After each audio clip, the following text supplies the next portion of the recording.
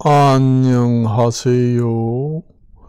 금강당 한자 김기동입니다.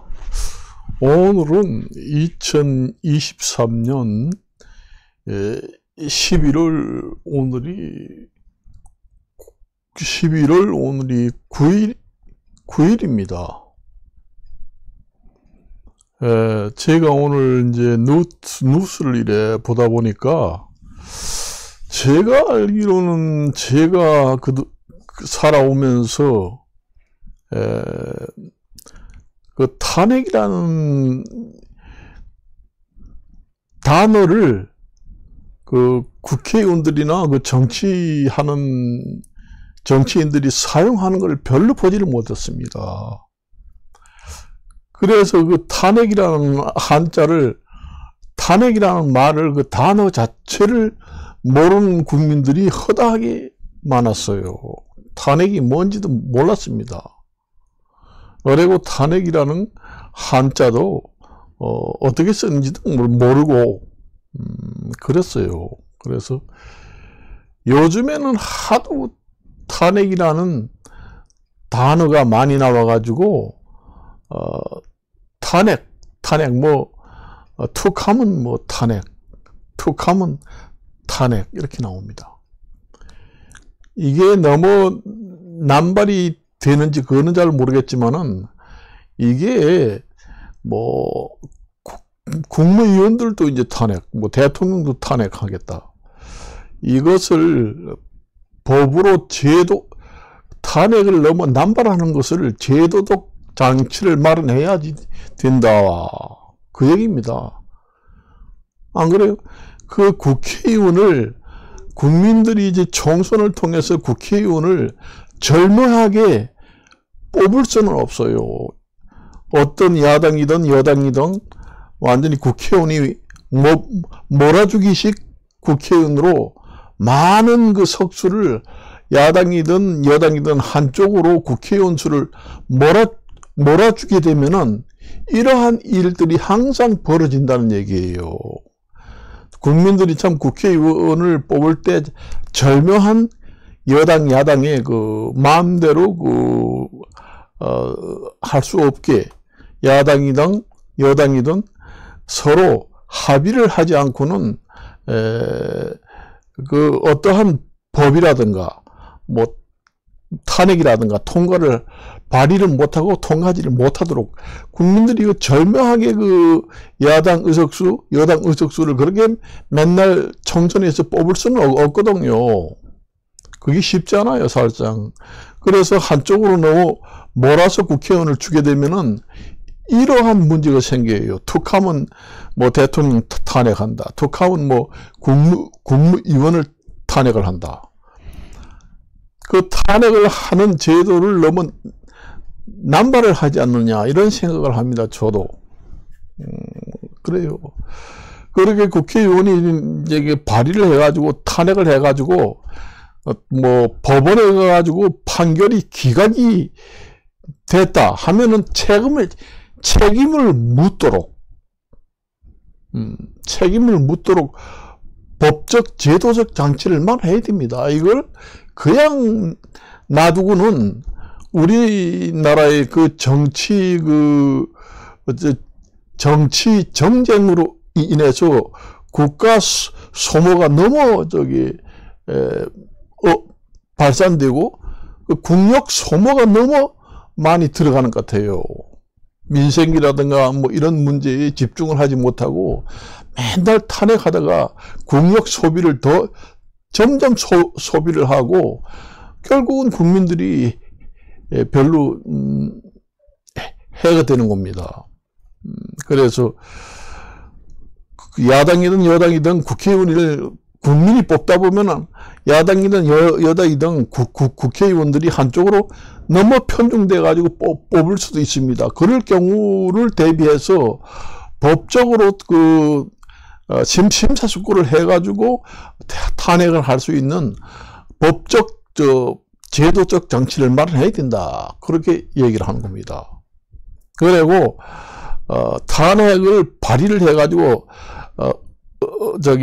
탄핵을 결정해가지고 법원에다가 제출했을 때 대법원까지 가서 판결이 기각이 됐다. 이것은 탄핵으로서 탄핵할 수 없다. 이런 판결이 났을 때는 국회의원들이 책임을 지든지 누가 지든지 책임을 아주 지도록 그렇게 법조항을 제도적 장치를 마련해야 됩니다. 안 그래요? 그렇게 해야 됩니다. 예를 들어서 탄핵을 10개를 했다. 그런데 대법원에 가서 이게 옳다 해가지고 정당한 판결이 나지 않고 이건 기각 처분이 됐다. 그러니까 법원에서 취소나 마찬가지입니다. 완전 무효가 아니고 취소나 마찬가지예요. 기각이라는 거는 그렇거든요. 각하는 완전 우리가 법률에서 말하자면 무효라고 합니다. 원천 무효가 되는 것은 접수조차도 안 합니다. 이거 접수가 들어왔는데 이래 보니까 이거는 될 수도 없다. 그래서 무효다 이거는.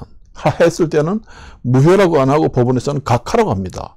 기각은 일단 접수를 해가지고 옳고 그름을 가려야 할 정도의 사건이 된다 했을 때는 이제 심사를 하다가 심사를 해보니까 이거는 판결할 문제가 아니다 했을 때는 그걸 갖다가 법률에서는 취소라고 합니다. 그렇지만 법조항에서는 기각이라고 그래요. 그래서 각하하고 기각하고는 차이가 납니다. 각하는 원천 무효고 기각은 일단 접수를 해가지고 법조항을 따져봐가지고 이거는 해당 사항이 안 되니까 버려야 되겠다. 그래서 일단 버려야 기각이라는 거는 버릴 게 있잖습니다. 그래서 버려야 되겠다 하는 것은 우리가 이제 법률 용어로는 취소입니다. 취소예요.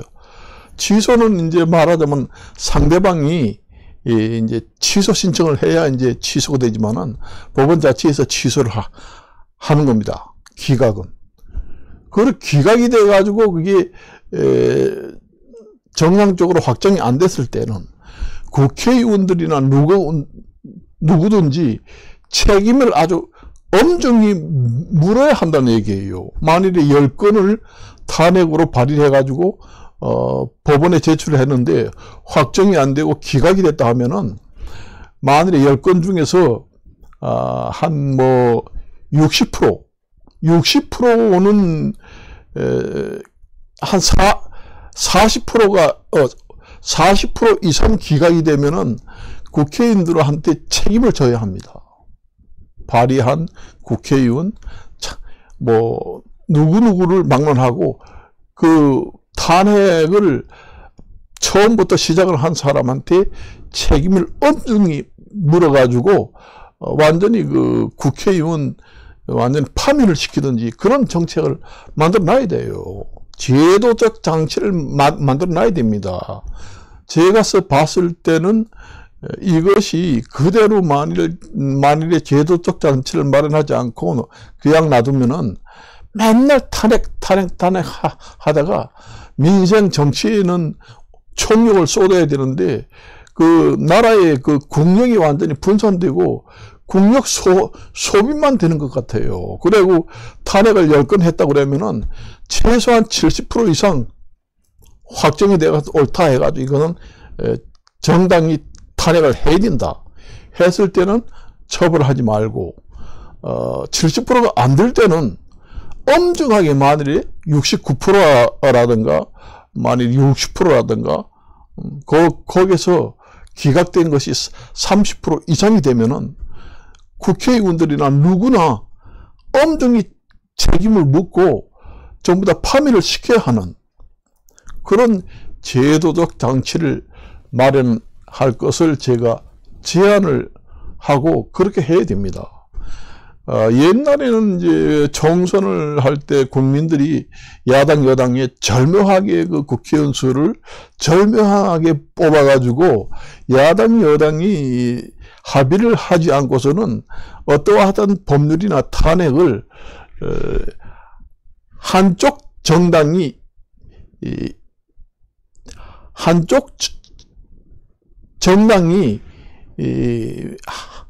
야당이면 야당, 여당이면 여당, 그렇게 한쪽 정당이 그 가결 정족수가 되기 때문에 그렇게 이제 남발을 많이 하잖아요. 과반수 이상이 넘으면은 통과가 되잖아요. 그러니까 우리가 저기 야당이 지금 의석수가 200석인데 뭐 여당하고 협의할 것도 없어. 그럼 우리 정당만 찬성하면 돼. 그래가지고 그게 이제 남발이 되고 그렇게 무책임하게 누가 책임지는 사람이 없잖아요. 그게 탄핵을 발의해가지고 올렸는데 법원에 가서는 이거는 탄핵 확정이 불가하니까 기각해서 버린다. 취소를 해라. 그렇게 되면은 책임을 져야 할 사람이 있어야 한다는 얘기예요. 책임을 져야 할 사람을 그 법조항에다 제도적 장치에다가 마련해야 된다는 얘기입니다. 지금의 그러니까 지금의 헌법이든 육법든 전서든 너무 현실하고 괴리가 많이 생겨가지고 법하고 현실하고는 너무 차이가 많이 난다. 그 괴리, 너무 그 간극이 너무 많이 벌어졌다. 그래서 그 괴리를 좁혀가지고 현실에 맞게 국력 소비만 하는 꼴이 돼요. 봤을 때. 그렇습니다. 그래서 탄핵이 남발이라고 하면은 좀 뭐 내가 개인적으로 잘 몰라서 얘기하는 것 같지만은 내가 요즘에 TV 봤을 때는 툭하면 뭐 탄핵. 제가 지금의 정년 퇴직했지만은 정치사에서 탄핵이라는 말이 요즘같이 이렇게 많이 나오는 건 보지를 못했습니다. 보지를 못했어요. 이거는 그냥 넘어갈 사항이 아닙니다. 법적, 제도적 장치를 마련해서 엄중한 하자가 있거나 문제가 있을 때 이거는 그 국회의원의 과반수 정족수를 갖다가 해결할 것이 아니라 야당, 여당 합쳐서 최소한 국회의원의 과반수가 아니라 80% 이상 합의가 됐을 때 탄핵을 발의를 하자 이렇게 만들어야 됩니다. 우리 국회의원 300명인데 그 가결 정족수라는 게 있잖아요. 뭐 50% 이상, 60% 이상, 뭐 3분의 2 이상 찬성이면은 가결한다. 발의를 해가지고 상정해가지고. 그렇지만 탄핵 같은 경우에는 80% 이상, 80% 이상이면은 만일에 뭐 여당, 야당 한쪽이 200석을 차지한다고 해도 80%면 38에 24, 240명이 필요합니다. 국회의원 300명 중에서 240명이 찬성을 해야지만은 탄핵할 수 있게 그렇게 그렇게 제정을 한다든가. 그래서 그 의결 정족수를 프로테이지를 좀 높인다는 얘기입니다. 그 탄핵 같은 경우에는 탄핵 같은 경우에 한해서 그러니까 뭐 70%라든가 80%라든가 탄핵 의결 정족수는 프로테이지를 탄핵에 한정해서 의결 정족수를 프로테이지를 높이라는 얘기입니다. 의결 정족수가 뭐 60% 70% 되는 걸 80% 이상 되면은 만일에 국민들이 그 총선을 해가지고 국회의원을 한쪽으로 240명을 몰아서 뽑아주지는 않을 거 아닙니까? 최대한 300명 중에서 야당이 240석 가져가고 여당이 60석만 된 경우는 우리나라 그 개국 이래 없었잖아요. 그런 경우는 드뭅니다. 드물어요. 그러니까 300 국회의원이 300명이라고 하면은 탄핵에 한해서 의결 정족수를 80%, 그러니까 38에 24, 240명이 찬성을 해야지만은 탄핵 발의를 해가지고 탄핵을 결재해서 국회를 통과해서 법원에 제출할 수 있도록, 그렇게 제도적 장치를 만들다든가 그렇게 해야 됩니다. 제가 하나의 예를 들었습니다. 여러 가지 방법이 있어요. 그것도 말고도. 그거는 그렇고, 또 이제 환경 문제. 제가 요즘에 뉴스를 보니까 빈대가 요즘에 전 세계적으로 아주 엄청나게 창고를 해가지고 완전히 집단 생활을 하는 데는 이런 피부가 완전히 피가 뚝뚝 떨어진다는 얘기예요. 내가 그 전에 그 환경 문제하고 얘기를 했습니다. 그 환경 파괴에서 오는 겁니다. 환경 파괴가 되면은 질병도 듣도 보지도 못한 듣보, 그러니까 듣보 질병들이 생긴다는 얘기예요. 듣도 보지도 못한 질병, 듣보 질병들이 창궐하게 된다. 그러니까 듣보 잡것들 질병들이 창궐한다. 그 얘기입니다. 그래 오늘 텔레비전 보니까 전 세계에서 미생물, 병균, 뭐 이런 것들이 기록상으로 기록도 되지 않고 완전히 모르는 그런 미생물 종류가 5가지가 새로 발견됐다. 이런 얘기가 오늘 지금 뉴스가 나왔습니다. 그리고 생태계가 완전히 변하는 겁니다. 환경이 변하면은 생태계가 바뀌어요.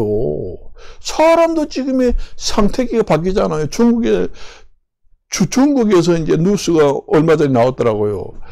요즘에 새로 태어나는 아이들의 창자가 정상 위치에 있지 않고 완전히 180도 다른 위치에 창자가 가 있는 아이들이 많이 태어난다. 그런 얘기가 나옵니다. 그게 코로나가 생긴 이후부터. 그러니까 우리 질병도 듣보 하지도 못한 세균들, 균들이, 바이러스, 세균들, 진균들, 이런 것들이 득실된다는 얘기예요. 우리가 세계의 냉장고라고 하는, 빙하 있잖아요. 빙산. 하도 크니까 옛날에는 사자성어로 빙산의 일각이라고 했습니다. 세계의 빙산이 엄청나게 큽니다. 거기서 얼음 덩어리 하나 있다 해가지고 얼마나 얼음산이 컸으면은 빙산의 일각이다. 그런 사자성어가 나왔겠어요. 그러니까 전 세계의 냉장고라고 하는 빙산이 다 녹아서 없어졌습니다. 그러면은 그 얼음 속에서 1000년, 2000년, 만년 동안 세균이 냉동되어서 매장있던 것이 지금 밖으로 나옵니다. 여러분들이 사람이 정자, 그 다음에 정자 이런 걸 냉동시켜 놨다가 100년, 200년 후에도 정자를 임신을 할 때, 인공 수정할 때 그걸 해동시켜 가지고 인공 수정이 된다는 얘기예요. 된다는 얘기입니다. 그래서 사람의 정액, 그 다음에 소나, 동물들의 정액, 이런 걸 급속 냉동을 시켜놨다가 인공 수정을 하게 되면은 사람도 아기를 낳을 수 있고, 동물도 좋은 혈통의 동물도 인공 수정을 합니다. 수의사가 하면은 냉동시켜놓은 걸 딱 꺼내서 해동시켜 가지고 인공 수정을 하게 돼요. 그리고 사람도 이제 남자 같은 경우에는 정자가 전혀 없는 무정자증이라고 있어요. 그런 경우에는 임신이 영원히 안 됩니다. 남자는 다 그 사정도 되고 정상적으로 되는데 검사를 해보면은, 정자 검사를 해보면은 정액에 정자가 하나도 없어요. 그걸 갖다가 무정자증이라고 합니다. 없을 무자. 그런 경우에는 인공수정을 해야 돼요. 그런데 이제 인공수정을 하려면은 정액을 보관해놨던가. 그러니까 정액 기증자들이 많습니다. 전 세계적으로. 내 정액을 받아서 기증을 하겠다 하면은 채취를 해가지고 병원에서 그 정자를 냉동 보관하게 됩니다. 그렇게 해놨다가 임신이 불가능한 사람들한테 인공수정을 신청하면은 그걸 이제 갖다가 인공수정을 해요. 그래가지고 이제 사람의 그 정자도 냉동시켜 놓으면은 엄청나게 오랜 기간 동안에 보관이 가능합니다. 저 기술이 앞으로 진보가 되면은 100년, 1000년도 갈 수 있을지도 모릅니다. 지금의 여기 세계의 냉장고라는 빙산, 그게 이제 얼음 속에 만년, 10만년, 억만 년 전에 태고 쪽에 있던 미생물들, 그런 바이러스들이 완전히 그 냉동되어 있던 것이 빙산이 전부 다 해동되면서 그 균들이 창궐하게 됩니다. 그렇지 않으면은 기존에 있던 뭐 곤충이나 미생물, 세균, 바이러스들이 기존에 있던 바이러스들이 창궐하게 돼요. 그러니까 지나치게 많이 번식을 하게 된다는 얘기죠. 애국 같은 경우에는 메뚜기가 너무 많이 과잉 번식을 해가지고 하늘을 덮어가지고 낮인데도 완전히 그 햇빛을 가려가지고 완전히 밤처럼 껌껌해진다는 얘기예요. 그리고 농작물을 다 갉아먹어서 사람 먹을 것이 없다는 얘기입니다. 그 메뚜기 떼들이 전부 다. 그러니까 메뚜기 떼들이 환경이 너무 파괴돼 가지고 메뚜기가 아주 번식하기 좋은 환경 조건이 됐다는 얘기입니다. 그래서 지금 빈대가 이렇게 생기는 것도 우리 환경 파괴가 돼 가지고 빈대가 살 수 있는 조건이 엄청나게 좋아졌다는 얘기예요. 메뚜기가 과잉 번식하기 좋은 환경이 됐다는 얘기예요. 그리고 빈대가 번식하고 아주 살기 좋은 그 환경이 됐다는 얘기예요. 환경 파괴가 돼가지고, 환경 파괴돼가지고, 그런 미생물이나 곤충, 해충들이 살기 좋은, 과잉 번식을 할 조건이 아주 최적이다. 그래서 이제 과잉 번식을 해가지고, 우리가 이제 수입, 수출하는 컨테이너 박스라는가 이런 데 이제 붙어서 전 세계로 퍼지게 되는 겁니다. 그래서 환경 파괴가 그렇게 무섭다는 얘기입니다.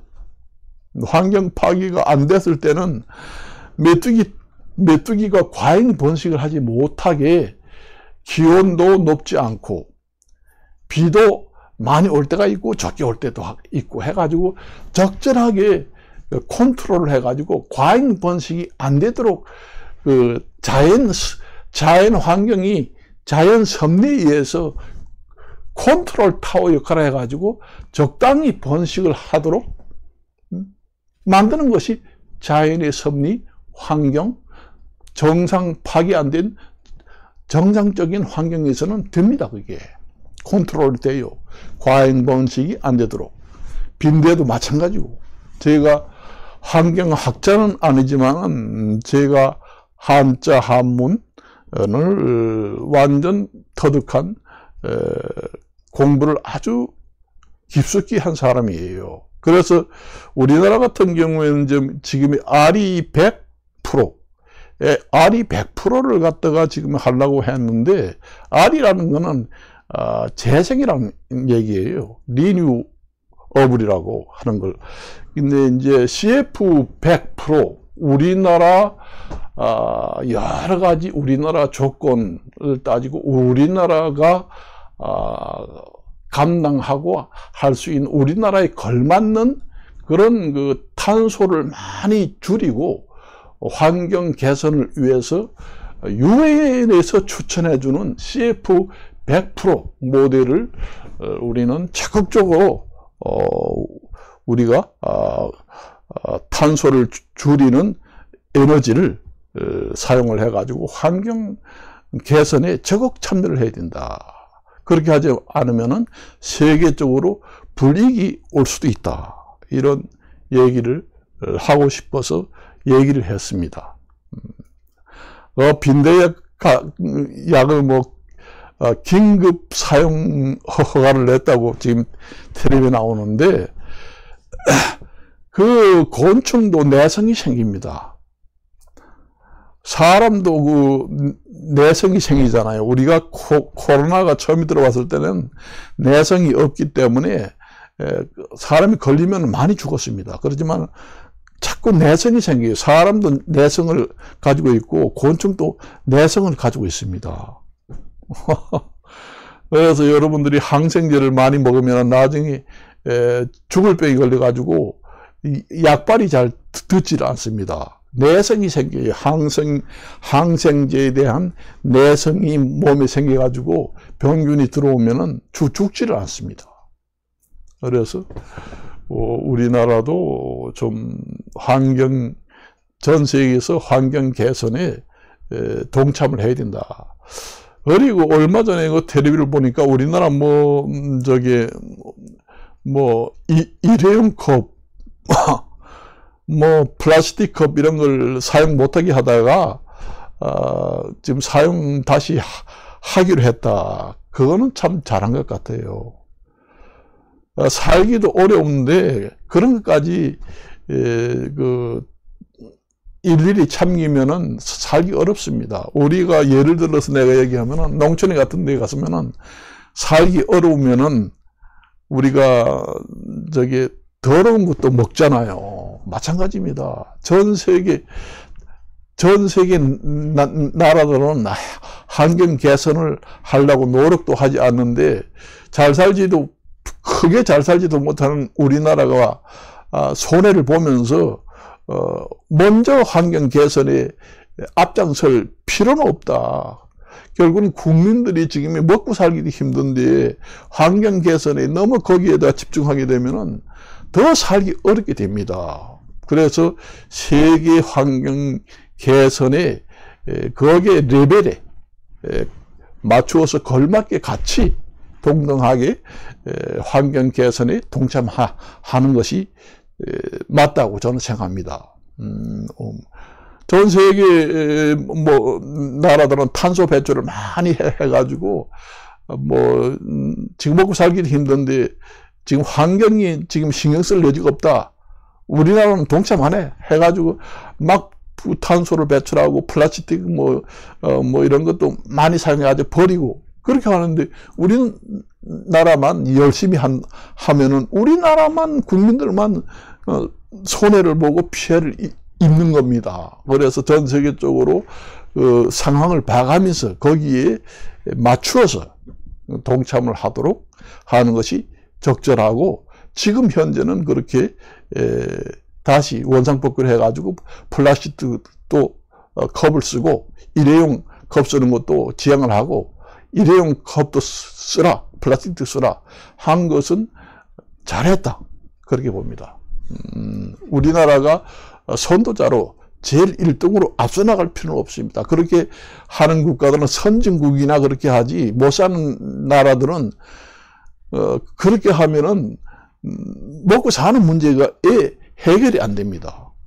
우리가 예를 들어 봅시다.